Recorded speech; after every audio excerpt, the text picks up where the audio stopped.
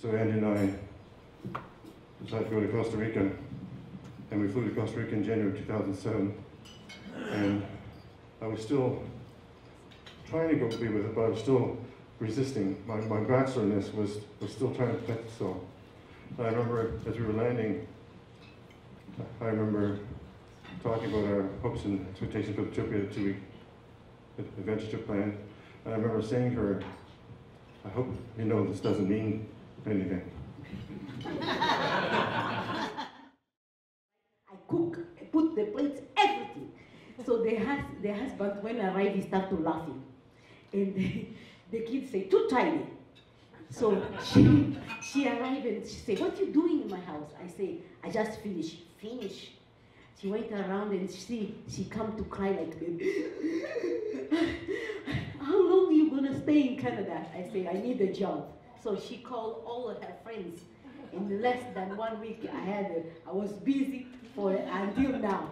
So today. I remember back in 2002, I bought my first new car.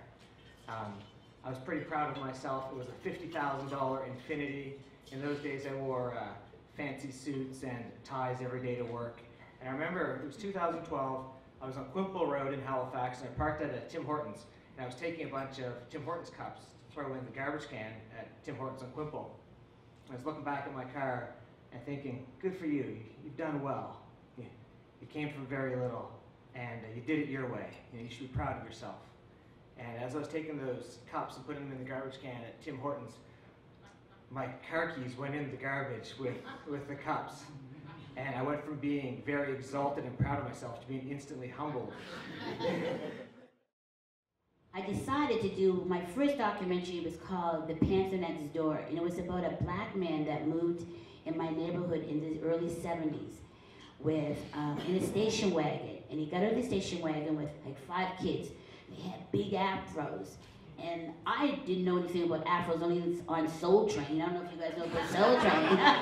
But that's the only time I seen big afros was on Soul Train. So they moved into like a house next to my grandmother's, and my grandmother had a rock wall. So my brother and I were like, oh my God, you see the new family that just moved? Because this is really new news, because nobody moves in, right?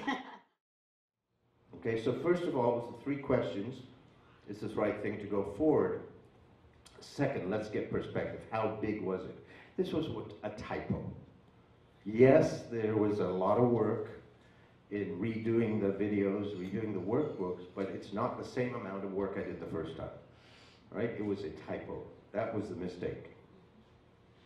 Third thing, what went well?